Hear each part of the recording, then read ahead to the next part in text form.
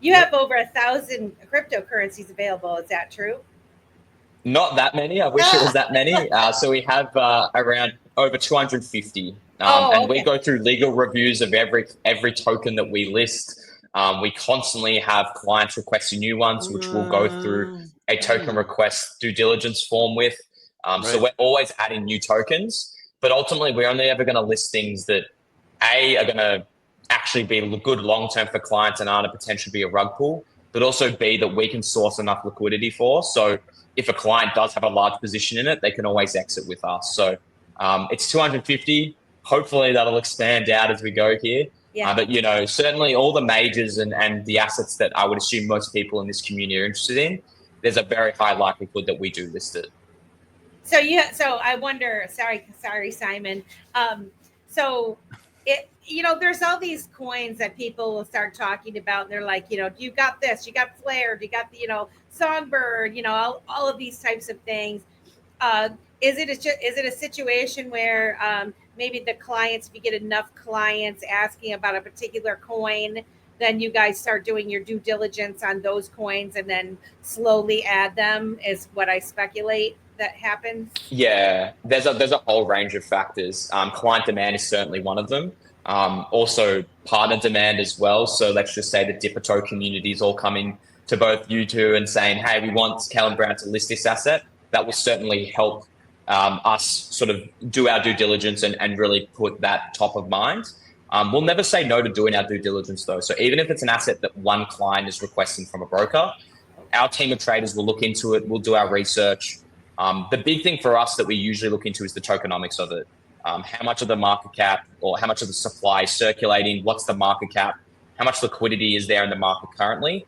I would say they're really big factors. Along with, is there any utility with it?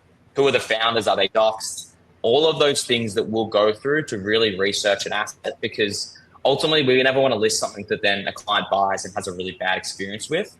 So we really do our due diligence on that front. But we're always re-evaluating assets as well. So let's just say it's an asset, Melissa, that you asked us to do our review on, and unfortunately doesn't have enough liquidity today for us to list it.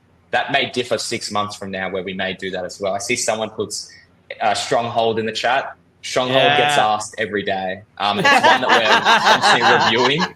That's what we'll see. Yeah, it was popping in my head because everybody is like, "You got Stronghold." I'm like, "Damn it, I don't have Stronghold yet." And but the thing that really is awesome is, here you go, guys. You get a broker and you have questions, and you just said you're going to look into all the tokenomics. And so I assume that when you call the client back and say, "Well, here's the deal. This is why we are going to support it, or this is why we don't support it, because of the tokenomics." And so you're also getting a free education with your questions on a direct coin that you're interested by people that are trained to look at these types of things.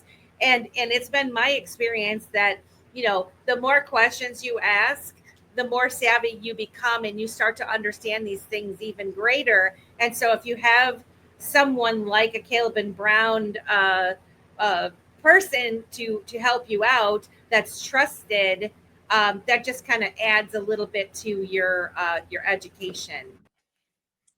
Absolutely, as Melissa cuts off. I was just going to say that we had a client recently reach out to their broker and ask about us listing an asset, but also to just do research on it for them as well. Because a lot of the time, if we don't list it, a client will reach out to us and ask us, "Hey, can you just look into this asset? I'm actually looking in potentially investing in it." And then their broker will actually look into it. And we actually saved someone from investing in what ended up becoming a rug pull about a week ago. So that's really where there's a benefit of reaching out to your broker, yes, requesting if we can list it, but also ask if they can do a little research into that asset if you're very serious about investing in it. Because ultimately, we never want to be in a scenario where a client gets scammed or gets rug pulled and has a really bad situation. That's why we're here to help. So always feel free to reach out to your broker about a specific asset if you're not quite sure about it or you want us to do a bit more research into it. Because unfortunately, these assets do come up where they hear about it somewhere on the internet, they decide to invest in it, and it ultimately ends up becoming a really bad investment decision. So always feel free to reach out to your broker when it comes to specific assets that maybe we don't list as well. Man, that's fire.